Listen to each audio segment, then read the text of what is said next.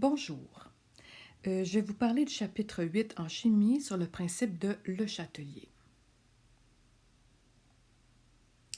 Le principe de Le Chatelier, ça tient compte de trois facteurs très importants. Il y a la pression, il y avait la température et la concentration. Donc, on a le choix. Si on augmente la pression, on va se rappeler les cubes avec les molécules à l'intérieur. Si on augmente la pression, on favorise donc le plus petit volume. Donc, on va aller chercher le plus petit volume. Quand on diminue la pression, c'est qu'on veut avoir un volume qui va être plus grand. On va choisir un plus grand volume.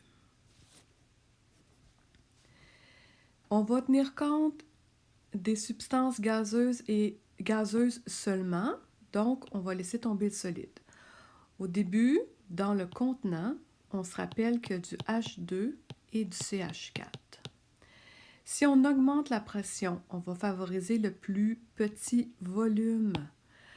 Donc, le plus petit volume, c'est donc celui qui va avoir un nombre de moles plus petit, 2 moles, 1 mole. Ça va favoriser le CH4. À la fin dans le contenant, qu'est-ce qu'on va avoir? À la fin dans le contenant, si je reviens ici, à la fin dans le contenant, il n'y aura plus de CH4, ce qui veut dire qu'il n'y en aura plus de CH4 à l'intérieur. Il va y avoir plus de H2 parce que le CH4 va avoir disparu. La température. La température, on va regarder si c'est le côté le plus chaud ou le plus froid. Ce côté-là est plus chaud, ce côté-ci est plus froid. J'ai besoin de 250 kJ pour avoir la même température que le H2 qui est ici. Donc, si on augmente la température, on favorise le plus chaud. Je reviens ici. Ça, c'est mon plus chaud. Ça, c'est mon plus froid. Donc, ça indique qu'à la fin, il va y avoir une augmentation du H2. La concentration. Pour la concentration, on se rappelle que dans le contenant, on a toujours CH4, O2, CO2 et H2O. On a toujours les quatre. On décide d'augmenter la concentration de CH4, on va rajouter 2 fois du CH4 à l'intérieur. Qu'est-ce qui va arriver? Il va arriver que le CH4 va réagir avec des O2 qu'on ne voit pas, qui sont en petites particules, et ça va former du CO2 et du H2O. Donc, j'ai écrit ici dans le contenant, il y a 4 substances. Si je décide d'augmenter la concentration de CH4, donc on rajoute du CH4 dans le contenant, il y aura du CO2 et du H2 qui seront formés. À la fin, il va y avoir moins de CH4 et O2. On va favoriser les produits. Donc, si je rajoute du CH4, CO2 et H2O vont augmenter. O2 qui n'a pas été touché va diminuer, ce qui veut dire que ça favorise les produits. Si on diminue la concentration, mettons que j'enlève du CH4, CO2 et H2O vont baisser, O2 va augmenter parce que O2 va être favorisé. CH4 dans le contenant, logiquement, il y aurait moins de CO2 et d'H2O formés. Donc, le O2 sera favorisé et étant donné que le CH4 est du même côté que le O2, il va être avantagé, ce qui va favoriser les réactifs. La réaction inverse va être favorisée.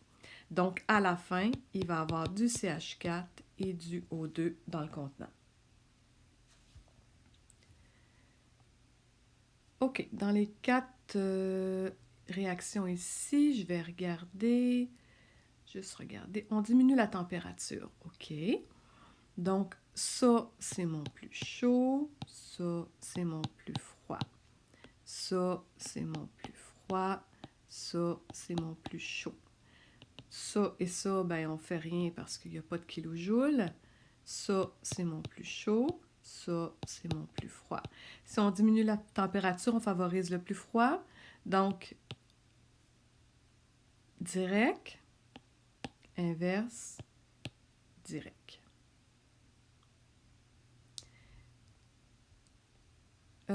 Diminue la pression. OK, on va revenir ici. La pression. J'ai 3 moles à gauche, 2 moles à droite. Si je diminue la pression, je choisis le plus grand volume. Réaction inverse. 4 moles ici, 2 moles ici. Plus grand volume, inverse. 3 moles ici, 5 moles ici, direct.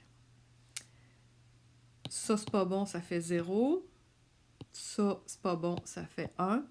Encore une fois, réaction directe. Si je diminue la concentration d'un des produits, on va revenir ici. Si je diminue la concentration d'un des produits, mettons que je prends, je vais le réécrire ici, N2 plus 3H2 qui va donner 2NH3. Si je diminue NH3, H2, N2 diminue. Qu'est-ce qui arrive? J'ai rien à côté du NH3, mais si j'en avais eu un, il aurait été avantagé. Ça favorise la réaction directe. Les graphiques maintenant. Pour les graphiques, en réalité, on place nos 4.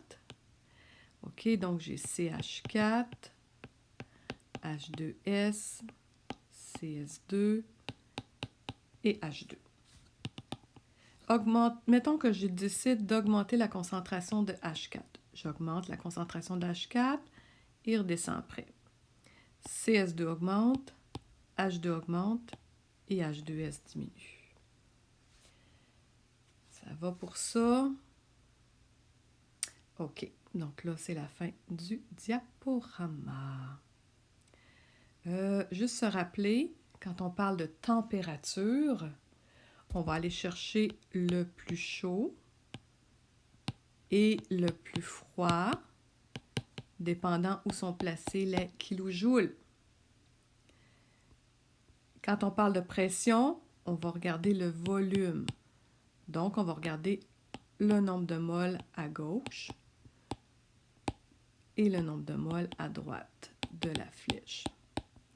Et on tient compte des substances qui sont gazeuses seulement. Alors, j'espère que c'est clair pour vous. Merci beaucoup. Au revoir.